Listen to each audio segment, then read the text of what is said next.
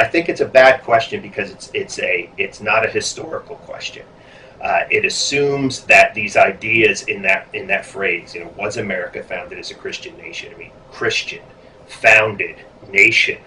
It assumes that these are sort of ideas that are sort of floating around out there, and they're always defined the same way, depending on, they're always defined the same way in the same time period, and they're not sort of grounded in particular moments of the past. So, for example, let's take the term Christian, for example. I mean, how are we defining that when we use those terms, when we use that term?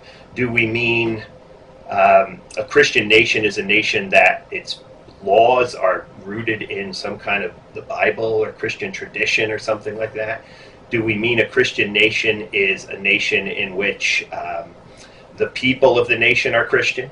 They attend church, they are church members, they take communion. These are all issues that I engage in the book. What do we mean by nation? When was the United States founded? Was it in 1620 when the Pilgrims came over? Was it in 1776, the Declaration of Independence and July 4? Was it 1789 when the Constitution was ratified? Or maybe even sometime later, depending on how you define that term nation. And again, how you define that term and when you situate that idea of nation in a particular historical moment, your definition then of whether or not the United States was Christian at that time, if there even was a nation at that time, will change. The Pilgrims, when they come over in 1620, certainly want to establish a Christian society. They're not the only colonists coming over, though. There are people in Jamestown who that's not a priority. If we were to look at, say, the period between 1780 and 1790, when we don't have a nation per se, we're under this strange form of government known as the Articles of Confederation. Each individual state sort of has their own sort of views on religion and who can participate in government, and there they look very Christian.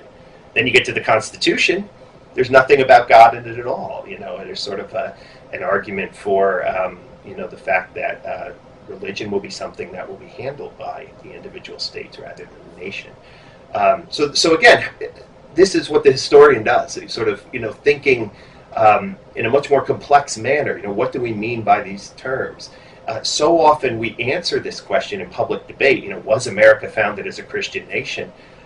In sort of sound bites. You're on Fox News or CNN or MSNBC, and you have sort of two talking heads who have 2 minutes to sort of defend their position.